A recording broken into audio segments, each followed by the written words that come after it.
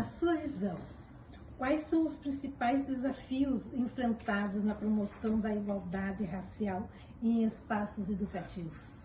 Tudo, né? É começar pelas lideranças. Por exemplo, eu sou professor, eu falo muito lá na secretaria, eu tenho que ter propriedade. E como é que eu vou adquirir propriedade do assunto de falar sobre étnico-racial, sobre letramento racial, sobre a história dos nossos antepassados? É buscando conhecimento, questionando, mas o desafio hoje é essa consciência. Eu vejo muito assim, faço até uma autocrítica da nossa classe de professores da minha geração, de que eles não buscam mais, o tema ainda é tratado só lá na Semana Consciência Negra e deu. E não dentro do próprio currículo escolar, porque você pode envolver todas as disciplinas, a interdisciplinaridade, através da interdisciplinaridade dentro da escola. Então é um desafio mesmo. Não, é como os professores disseram, não é para hoje. Eu estou há 10 anos e eu ainda vejo que eu engatinhei. Então, as escolas que eu trabalhei na minha vida profissional, algumas já abordavam a temática lá em novembro, outras nem abordavam. E eu me senti desafiado. Tanto que até hoje eu tento promover atividades, participar.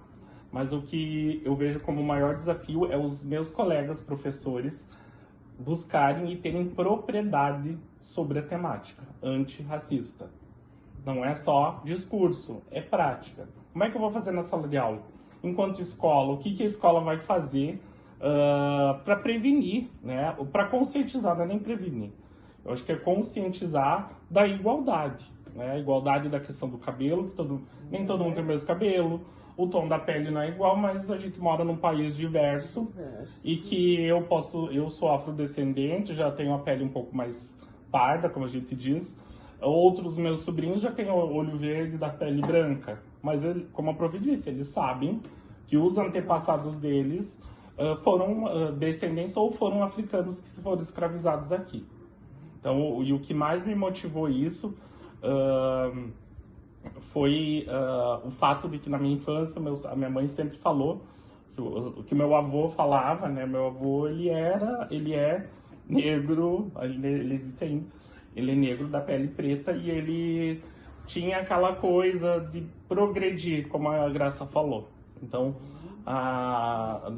tu tem que ter além do valor, como a Graça falou, de buscar valorização, a gente tem que se autovalorizar. Então, um desafio na escola é esse, porque os livros não ajudam. Nem todos os professores buscam Google ou a inteligência artificial, é um desafio. Tu tentar explicar o livro lá de história, de anos iniciais ou finais, fala só dos personagens brancos da história brasileira, que foram escritores, engenheiros, etc. E cadê aqueles personagens negros? Que foram escritores, que foram cientistas, não só no Brasil, mas no mundo. Então, hoje a gente tem uma oportunidade incrível, mas eu ainda sinto que não tem aquela motivação necessária, e isso é um desafio para a atualidade. E você buscar a comunidade que sozinho não muda muita coisa. Então, você tem que buscar, né, colegas, no meu caso da educação, professores, as direções das escolas, os gestores, nesse trabalho. E eu, assim, me desafio bastante. Na escola que eu trabalho, eu puxo a temática, eu critico, como que nem diz a prof. Graça, eu gosto de questionar. Eu gosto de questionar. E eu, às vezes, estou taxado como o chato que quer fazer alguma coisa sobre a temática. Mas eu acho que isso é muito importante. E na Secretaria de Educação também, eu sou uma das pessoas que mais puxa a temática. Até fiz uma autocrítica, não puxando para a questão política, não é um interesse, mas eu vejo que agora Cruz Alta está conseguindo, né, evoluir nessas questões em 200 anos de história, com muita escravidão que teve aqui, muita mesmo. A gente tinha até padre com escravo aqui em Cruz Alta. Então, agora, quantos anos depois? 201, 2, 3 anos depois que a gente vai ter um conselho que está iniciando o trabalho nessa política de igualdade racial. E o governo federal agora eu não posso deixar de falar, da PNERC, que é uma política nacional, porque o que acontece? Se visualizou, né, de que mesmo com mais de 20 anos da lei nacional, que obriga, a gente chegou num ponto de obrigar as escolas a colocar dentro do currículo a abordagem da temática étnico-racial e indígena, que as escolas não estavam trabalhando. Trabalhavam por obrigação. Tu que é da pedagogia, vai lá no quinto ano, História do Rio Grande do Sul, acho que é quinto ano, se eu não me engano. Tu vai trabalhar só os farrapos e cadê os lanceiros negros? Que foram essenciais. Então, agora a gente está tendo uma oportunidade incrível, porque tu tem o conhecimento está na palma da mão. Olha, a minha experiência de saberes decoloniais é tudo aquilo que a gente ouviu da história dos negros nas fazendas, né? Dos negros tendo que trabalhar sem ônus nenhum, deixando seus patrões ricos, né? E então, assim, é uma história, assim, que marca muito, sabe? Marca muito a gente. Me marca pelo fato de eu ter lido muitas coisas, ter aprendido muito. É aonde começou muitas coisas. A nossa revolta do negro, foi justamente do trabalho nas colônias, né? Porque de enriquecer, porque o negro enriqueceu o Brasil e não teve valor nenhum. Ele foi desvalorizado, né? Ele foi mandado para os morros, né? As velhas e as crianças foram mandadas para os morros, e aonde a pobreza começou. A pobreza do negro, a pobreza em geral, começou quando os senhores, né, porque teve aquela falsa abolição, né, e então eles eram obrigados então a mandar as velhas que não prestavam mais para nada, não tinham mais condições de trabalhar, e levavam as criancinhas, né, das mulheres que ainda, né, podiam prestar alguns serviços. Então, quando a gente estuda essa história e que a gente sabe da onde começou tudo, que começou a pobreza, que começou a desigualdade, aonde foi vista a desigualdade, né? Que até então trabalhava para seu comer, né? Era troca de comida. Então lá que a gente foi ver a desigualdade, que o negro desceu o morro para roubar, para sustentar os seus familiares. Então ele não roubou porque quis, ele roubou porque tinha fome. E o Brasil deve muito aos negros. Então eu me emociono assim, porque quando a gente começou a estudar, a gente sabia só lá o que a gente aprendeu na escola, né? A gente sabia de tudo isso, mas não tinha noção. Tu lia no livro, mas não tinha noção. A gente fazia até trabalhos na escola, né? Do negro lá no café, tirando café, né? Assim como a gente via do negro apanhando. Mas a gente não tinha noção das coisas. A gente só vai ter noção a partir do momento que a gente vai estudar ela. A gente vai ter a noção. Porque não é só tu ler. Quando eu digo estudar, não é só eu ir lá e ler, decorar e escrever. É ter noção, é sentir, né? Nós como seres humanos, e sentir um pouquinho, assim, imaginar o que eles passaram. E daí, a gente saber que esse Brasil tão rico começou pelo negro. Teve a mão, né? Teve a mão sangrenta lá, né? Teve o pé e as mãos calejadas, né? De sofrimento. E daí a gente vê tudo isso e não ser valorizado. Hoje a gente pode dizer que está tendo uma boa caminhada. Temos algumas conquistas, conquistamos bastante, nós queremos conquistar muito mais. Estima, é se querer bem, é se gostar, é se sentir, eu sou competente porque realmente eu sou competente, entendeu? Eu não preciso ser tutelada por ninguém, a não ser por mim mesma e por Deus, e pelas pessoas que me rodeiam. Não é verdade? Então não é só com relação à etnia afro, é com relação a todo tipo de preconceito. Nós temos que aprender a nos tornar seres humanos, sabe?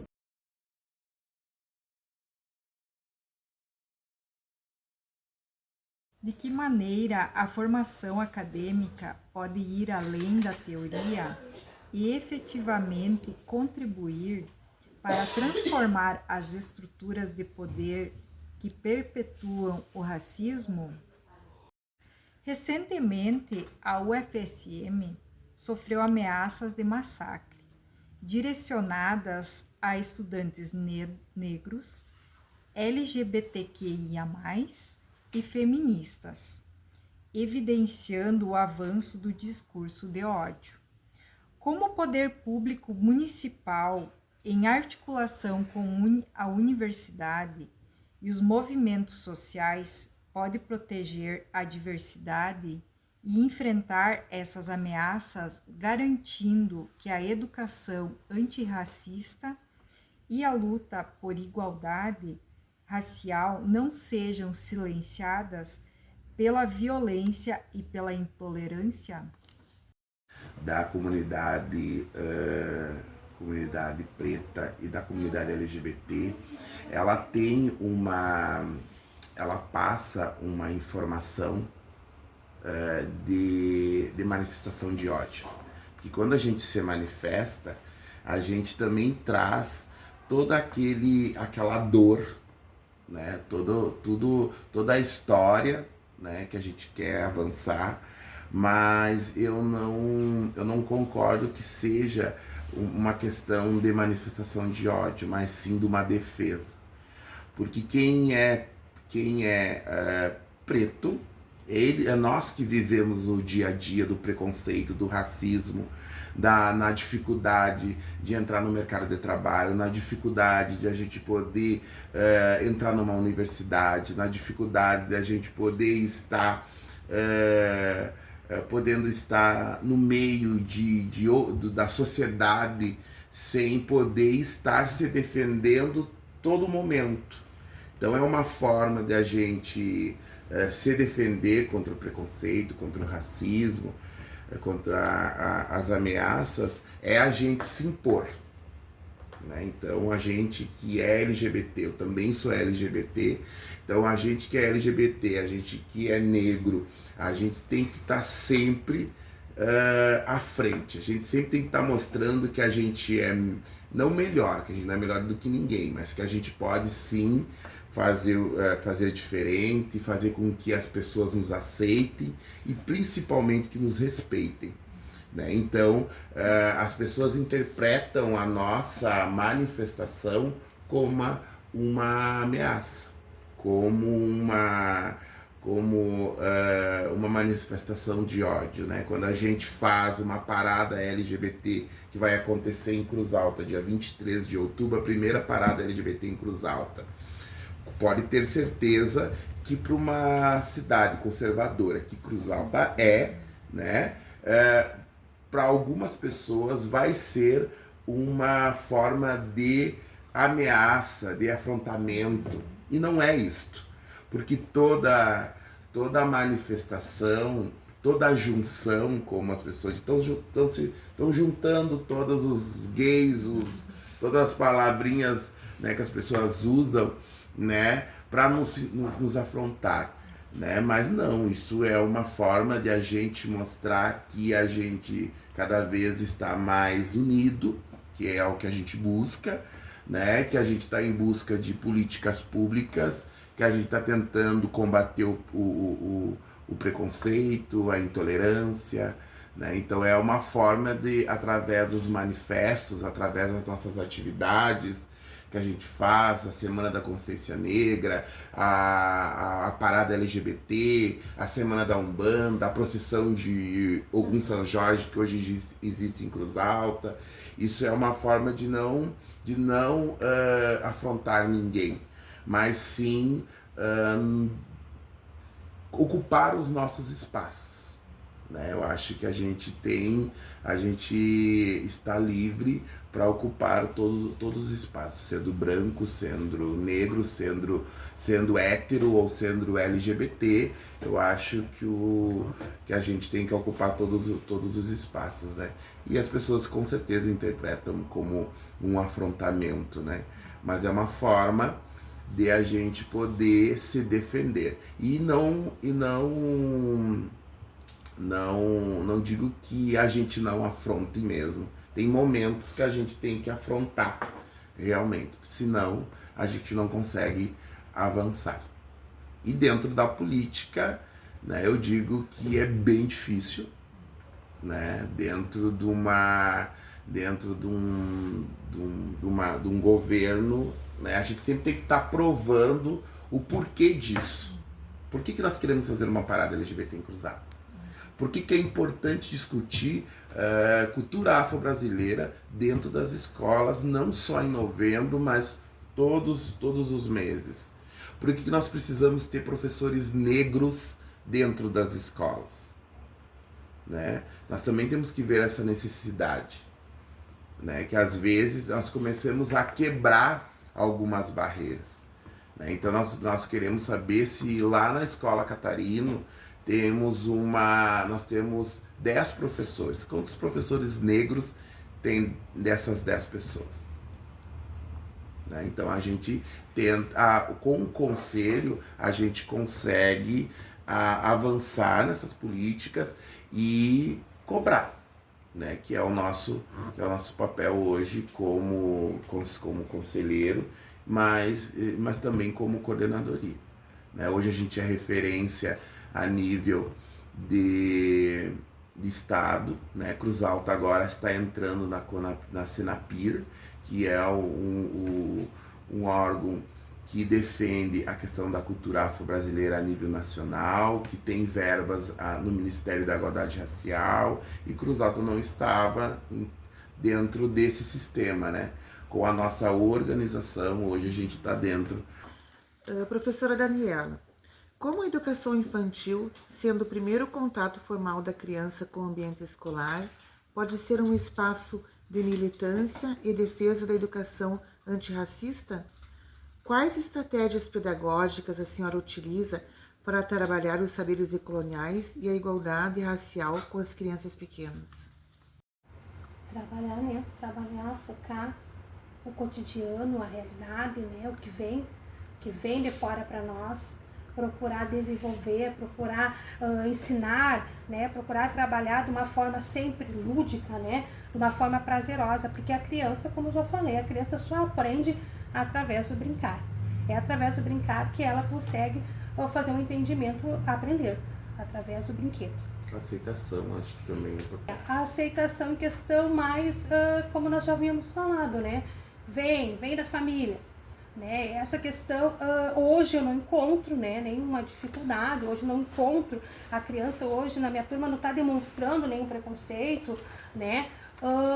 Então, se não é sufocado, mas se a gente vê que há necessidade, vai ser trabalhado sim, né? Eu acho que é importante também. Segunda pergunta. De que maneira a militância no movimento negro informa e fortalece sua prática como professora?